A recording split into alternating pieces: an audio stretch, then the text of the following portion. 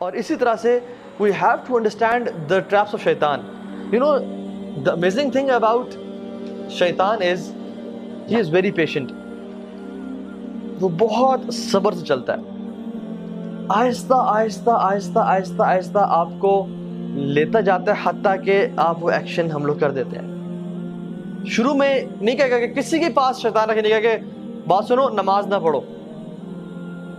بات سنو زنا کرو، کبھی نہیں کہے گا۔ کیا بولے گا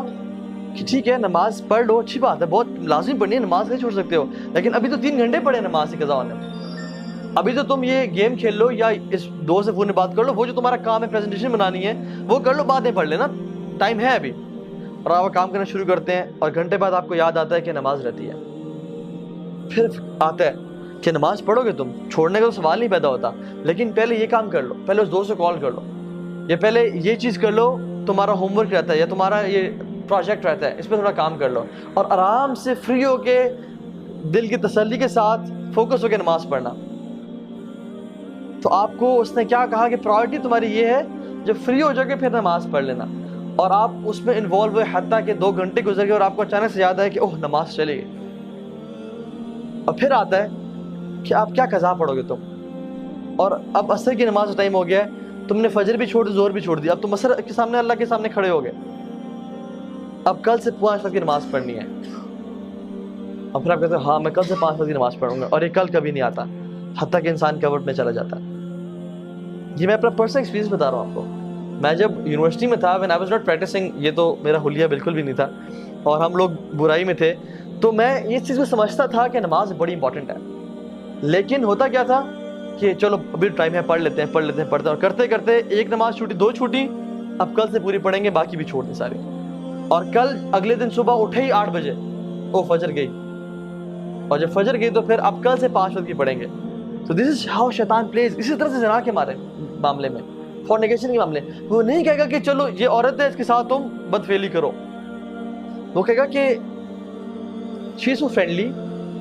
اور کتنا برا لگے گا کہ تم اتنے روڈ بن کے رہو اس کے سامنے، اور کسی کا دل دکھانا کوئی اچھی بات ہے، تو اسے حال چال تو پوچھو، صرف کام کی بات یہ تو بدتمیزی ہے۔ اور وہ کرتے کرتے آپ کام کی بات پوچھیں گے، باتیں کرتے کرتے فیلنگز ڈیولپ ہونا شروع ہو جائیں گی، اور آپ کے ذہن میں بہت سارے خیالات اس کو حسین کر کے، حدیث میں کیا آتا ہے، اللہ اکبر، اللہ کے نے فرمایا کہ شیطان نامحرم کو تمہارے ذہنوں میں حسین کر کے پیش کرتا ہے، وہ اتنی خوبصورت ہوتی نہیں ہے جتنی وہ خوبصورت کر کے تمہارے سامنے پیش کرتا ہے، حتیٰ کہ انسان فینٹاسائز کر رہا ہوتا ہے کہ یار سبحان اللہ کیا بہترین نیچر ہے اس کی، کیا خوبصورت ہے یہ، کیا اچھی عورت ہے یہ، اتنی ہوتی نہیں ہے، تو شیطان اس کے بارے میں وہ کر رہا ہوتا ہے، حتیٰ کہ آپ کے دل میں اس کے لیے پیار محبت ڈیولپ ہو جاتا ہے، and you die to meet her. اور جب آپ میٹنگ کرنے جاتے ہیں تو آپ کو نہیں کہتے، تم نے تو یہ چیز ذہن میں نہیں ہوتی کہ تم نے اس کے ساتھ برا گناہ کرنا ہے، بس ہوتا ہے کہ we'll just meet, I'll just see her, I'll maybe propose her or something،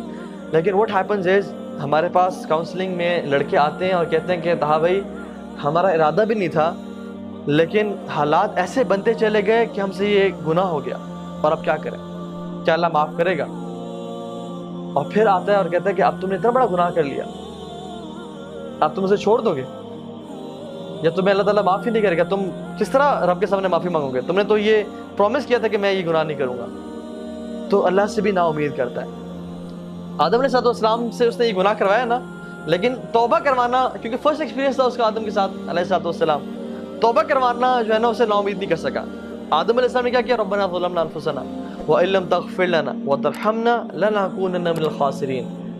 تو اس نے ارادہ کیا کہ آج کے بعد میں ان کو گناہ بھی کرواؤں گا، اور کہوں گا کہ تم اس منہ سے توبہ کرو گے، 100 چوہے کھا کے بلی حج کو چلی۔ یہ جو باتیں ہیں نا کہ اللہ سے نا امید کر دینا،